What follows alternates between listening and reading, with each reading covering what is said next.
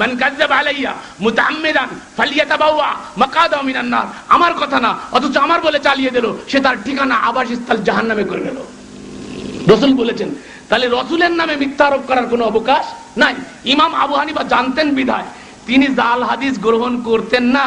সর্বপ্রথম এই পৃথিবীর বুকে আমার জানামতে এই পৃথিবীর বুকে ইমাম আবু হানিফার আগে কেউ সহিহ হাদিসের স্লোগান দেয় নাই।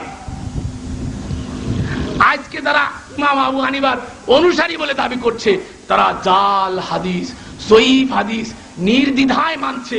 এজন্য কি ইমাম আবু হানিফা দোষী? আপনি যদি সত্যিকারে প্রকৃত হানাফি হন, তাহলে আপনার 1 নম্বর স্লোগান হবে ইমামের স্লোগান। কি কথা ঠিক কিনা? ইমাম বলেছেন ইদা সাহাল হাদিস ফাহুয়া মাযহাবি, সহিহ হাদিস পাইলে ওইটাই আমার মাযহাব। তাহলে সহিহ হাদিস যেটা ওইটা ইমাম আবু হানিফার মাযহাব, আর জাল হাদিস যেটা ওটা ইমাম আবু হানিফার মাযহাব নয়।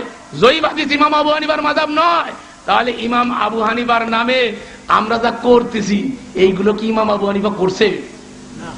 আই ক্যান চ্যালেঞ্জ কোন বাপের বেটা, কোন মৌলভী সাহেব, কোন মুফতি আর মুহাদ্দিস যদি আমার মাইকের আওয়াজ শোনো, আমার কাছে আসো, তোমরা যে কাজগুলো ইমাম আবু হানিফার নামে করছো, আমি চ্যালেঞ্জ দিয়ে বলতে পারি ইমাম আবু হানিফা ইমামে আজম রাহিমাহুমুল্লাহ মাথার তাজ মনে করি, জীবনে করেন নাই। বলেন আমরা হওনে মরণে, জোড়া লাগনে, জোড়া কষণে, দোকানের উদ্বোধনে কি করি? কর না মিলাদ? সবাই কইলেন আপনারা, আমি কিন্তু কইনি। দেখেন এই যে মিলাদ পড়ি আমরা, আমাদের সমাজে কিছু লোক আছে জীবনে নামাজ না পড়লেও মিলাদের সময় আনলি দেখবেন পকেটের থেকে স্যাত মুসার রুমাইল খান বাইর করে 3 গুণা বাস করে মাথায় দিয়ে টুপি না থাকলে মিলাদের মাহফিলে বসে বুঝতে চায় নামাজ পড়ি না, কিছু করি না, অন্তত মিলাদটা না পড়লি মুসলমানিয়া তো থাকে না।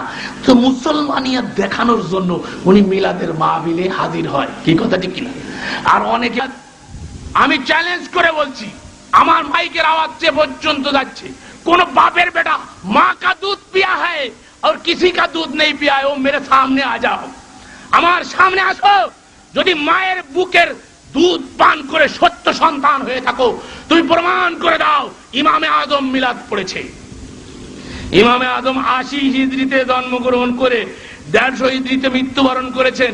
তার ইন্তেকালের 500 বছর পরে মিলাদ আবিষ্কার হয়েছে।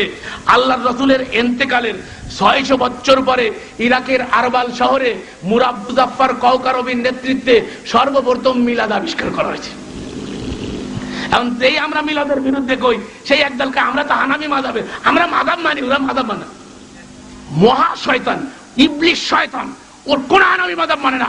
ইমাম আবু হানিফা জীবনে কোনোদিন মিলাদ পড়ে নাই। আই ক্যান চ্যালেঞ্জ ইনশাআল্লাহ। আমি ইমাম আবু হানিফাকে ফলো করি, ইমাম আবু হানিফাকে আমি মানি, শ্রদ্ধা ভরে মানি, মাথার তাজ মনে করি। তুই যদি ইমাম আবু হানিফাকে মানিস, তাহলে আয় আমার সাথে স্লোগান দে, হাতে হাত দে, ইদা সাহাল হাদিস ফাহুয়া মাযহাবি, সহিহ হাদিস পাইলে ওইটা আমার মাযহাব। ইমাম আবু হানিফা যদি মিলাদে পড়ে থাকে, আমি জুতোর মালা গলায় দিয়ে খাজুরাত থেকে চলে যাব, জীবনে ওয়াজ করব না, তোদেরকে ইসলামের উপরে বন্ড সই দেব। কেন করো ইমাম আবু হানিফার নামে? তিজা করো, 40 করো, খতমে খাজানান করো, খতমে কুরআন করো, খতমে খতমে ইউজ বানাইছে না খতম, একটা খতম ইমাম আবু হানিফা পড়ে নাই। চ্যালেঞ্জ করলাম, চ্যালেঞ্জ, প্রত্যেকটা চ্যালেঞ্জ 100 মণ ওজন দিয়ে করছি, 100% চ্যালেঞ্জ করে বলছি। কোন বাপের বেটা যদি থাকো, মাইকের আওয়াজ শুনতেছো, আমার কাছে আসো, আমার গলা থাকবে আর তোমার জুতো থাকবে। তুমি যদি দেখাইতে পারো, হিদায়াত দেখাও, কুতুরি দেখাও, কানজুদ দেখাও, কোন ফিকার গ্রন্থে, কোন হানাফি মাযহাবের ফিকাহ গ্রন্থে যদি মিলাদ প্রমাণ করতে পারো, আর তোমরা যা করতেছো এই তথাকথিত এই সমস্ত রসমাত ইমাম আবু হানিফা করছে। এই কোরআন খতম করে বেড়ায় না একদল গলায় নিয়ে বেড়ায় কিনা? মনে রাখবেন, এই কোরআন বলে দেয় এটা কোনো খতমের কিতাব না, এটা কনস্টিটিউশন। একটু আগে শুনেছেন না? কনস্টিটিউশন মানে কি? সংবিধান। বাংলাদেশে একটা সংবিধান আছে না? এই সংবিধান সংসদ সদস্যরা সংবিধান কি ওই সংসদে বসে বসে খতম করে? আমি প্রশ্নের উত্তর সুযোগ দেব, অবশ্যই সুযোগ দেব, সুযোগ দেওয়া হবে।